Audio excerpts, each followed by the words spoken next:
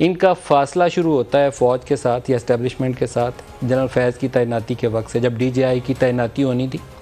Prime minister ने embarrass किया मेरे ख्याल में, मेरी ज़ाती राय में बिल्कुल इंडिपेंडेंट ओपिनियन दे रहा हूँ आर्मी चीफ़ को, क्योंकि इन दोनों के दरमियान में इतना अच्छा ताल्लुक़ था कि वो इसको बहुत आउट ऑफ द वे जाके चीफ़ जो थे जनरल बाजवा इसको सपोर्ट कर रहे थे मौजूदा हुकूमत को।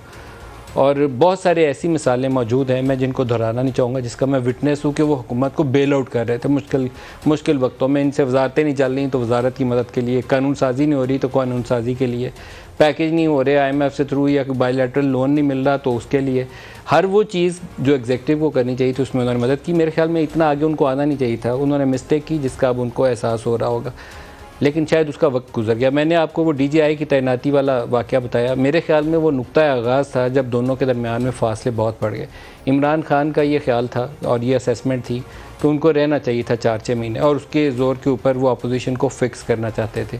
अपोजिशन को वो 3 साल से फ़िक्स करने की कोशिश कर रहे थे, वो किसी एक केस में कभी दूसरे में ज़मानत करवा के बाहर आ जाते थे। मेरी एक ओपिनियन थी, मैं उस वक्त भी देता था, आज भी दोहराऊँगा, कि 2 केसेस स्ट्रॉन्ग थे, एक जरदारी वाला और एक शहबाज शरीफ वाला। लेकिन उन 2 केसों के साथ, या शहबाज शरीफ के बच्चों वाला, इन्होंने उन 2 केसों को पकड़ने की बजाय, फोकस करने की बजाय हर उस केस पे फोकस किया जिसमें जान नहीं थी।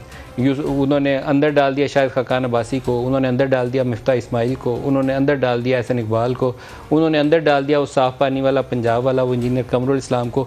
0 केस से उसमें से 0 निकला, कुछ भी नहीं निकला। इनकी सारी रिप्यूट जो थी, रेपुटेशन जो थी, क्रेडिबिलिटी थी इस पूरे अकाउंटेबिलिटी प्रोसेस की, वो ज़मीन पर धड़ाम से आ गिरी। जिन 2 केसेस में ये कुछ कर सकते थे क्यों नहीं निकला? PDM जब ज़ोरों के ऊपर थी, जरदारी की ज़मानत कैसे हुई? क्या इमरान खान इसका पब्लिकली जवाब देना कभी पसंद करेंगे? मेरे ख्याल में ये कहना वो अरेंजमेंट था जिससे PDM टूट गई थी। आज भी शायद शहबाज शरीफ के ऊपर ये 2-3 साल पहले ये काम करते तो उसके बच्चों वाला केस कहीं पहुँचा सकते थे, अब नहीं पहुँचा सकेंगे। ये वो गलती है जो इनको खमियाजा भुगतना पड़ेगा।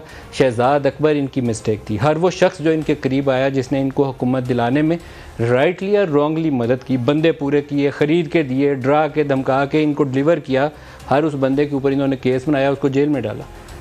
ये रियलिटी है। और हर उस बंदे को जो नाकाम रहा वजारत चलाने में, जिससे एक मिनिस्ट्री अपनी नहीं चली, पहले दिन से आके वो इनका ब्लू आइड बन गया, और यही सज़ा मिली इनको पंजाब में। बुज़दार से पंजाब नहीं चला, लेकिन बुज़दार को हटाने के लिए दुनिया इधर से उधर हो जाए, कुछ हो जाए, पंजाब के अंदर हो जाए, सेंटर के अंदर हो जाए, इस्टेब्लिशमेंट से लड़ाई हो जाए, बुज़दार नहीं जाएगा। अब बुज़दार को अपने हाथों हटाना पड़ा। काजी फ़ाइज़ ईसा का रेफरेंस बुनियाद उसकी थी फैज़ाबाद धरना के ऊपर उनकी जजमेंट, कोई और वजह नहीं थी। बाकी चीज़ें आप किसी की भी निकालनी शुरू करें, मेरी निकालनी शुरू करें तो कहेंगे कि बता ये तू चाय का कप दफ्तर से पी रहा है, क्यों पी रहा है? वो निकल आती है किसी ना किसी की भी। फ़ाइज़ ईसा की भी इन्होंने निकाल ली होंगी, मुझे नहीं पता उसकी तफसील क्या है, लेकिन लड़ाई फैज़ाबाद धरने की जजमेंट थी। इमरान खान ने रेफरेंस भेजा उसके ऊपर, रेफरेंस भेजना, अब वो कहते हैं मेरी गलती थी। भाई क्यों भेजा? प्राइम मिनिस्टर थे उस वक्त, अप्लाई योर माइंड इसलिए कहा जाता है, क्यों नहीं किया? चीफ इलेक्शन कमिश्नर, आज उसके ऊपर उन्होंने कहा मुझे इस्टेब्लिशमेंट ने कहा था इसकी लगा दो।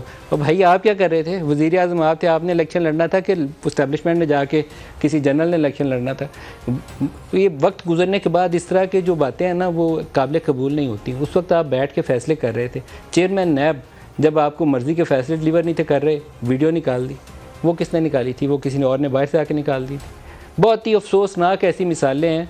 अभी तो मैं गवर्नेंस के इश्यूज़ पे नहीं आ रहा, ये वो पॉलिटिकल इश्यूज़ हैं। वो बशीर मेमन जिससे केसेस बना रहे थे, आज एक किताब सामने आई है जिस किताब के अंदर अबराज कैपिटल की पूरी दुनिया के अंदर जो फ्रॉड की स्टोरी है वो बयान की गई, और उसके अंदर प्राइम मिनिस्टर हमारे इमरान खान का नाम और साथ बशीर मेमन को कोट किया गया कि कराची इलेक्ट्रिक के हवाले से वो जो तहकीकात कर रहे थे उसमें इमरान खान ने उनको कहा कि ये उनका बड़ा करीबी है तो इसके ऊपर हाथ हौला रखा जाए। जब उन्होंने हाथ हौला नहीं रखा तो उसके ऊपर नाराज़गी का इजहार किया।